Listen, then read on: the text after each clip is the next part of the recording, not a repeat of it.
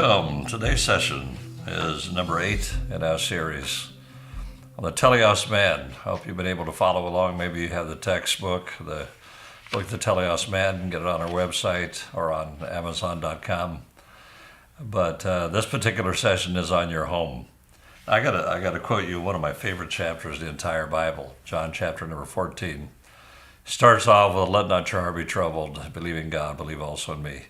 In my Father's house are many," and the word in the Greek really means, mane is the Greek word, but it really means dwelling places or rooms. In other words, my Father's house has a lot of rooms in it. I go to prepare a place for you, and if I go prepare a place for you, I will come again and receive you unto myself. That where I am, there you may be also. So he is revealing Father's house. And then later, verse number 23, he's talking about our house. So we dwell with the Father, and the Father dwells with us. So the Father dwells in me, and I dwell with him, with Jesus in heaven. And it's talking about present tense. It's not talking about something's going to happen when the Lord comes again. So my Father's house are many rooms or dwelling places. And he's preparing that. So I thought, wow, 2,000 years of preparation should be pretty good right now. And then God talks about in the book of Revelation, chapter 21, chapter 2, talks about the New Jerusalem that's coming down from God out of heaven. And it describes the gems that it's made out of. It talks about the streets of gold. It talks about the tree. It talks about the river. It talks about the foundation of the city. It talks about the gates of the city. Prepared as a bride adorned for her husband.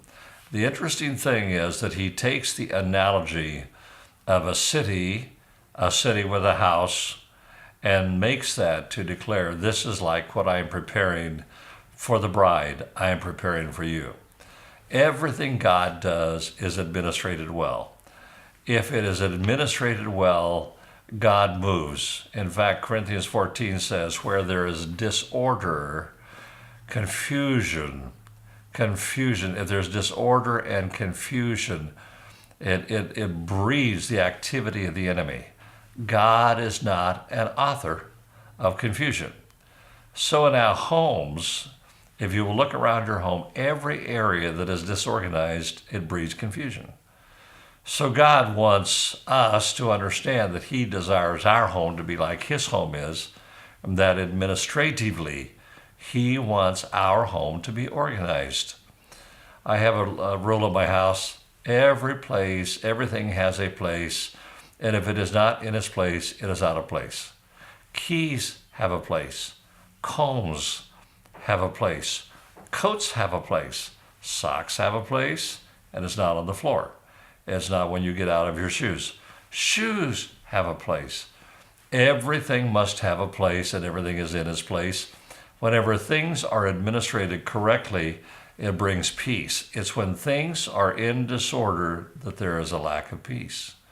So many homes are not in an orderly manner. So many homes, there's no organization.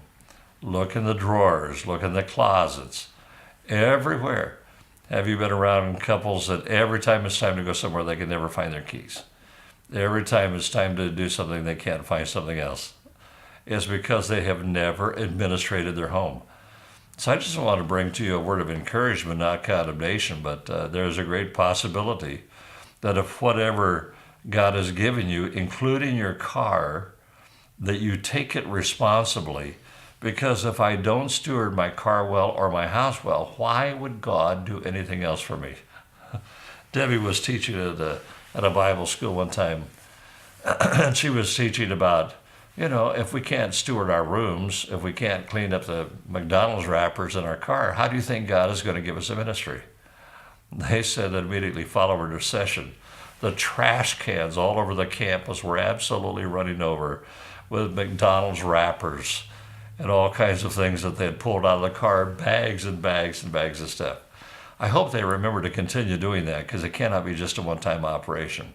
God wants your house, your car, everything that is part of your possession, well representing him. He's been working a long time in your house. It'd be good if, on the house he's prepared for you, so it'd be good if your house represented his house, because really God is a very administrative, good God.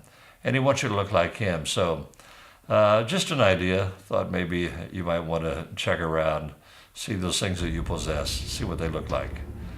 Thanks for joining me. Hope you'll join me again next week.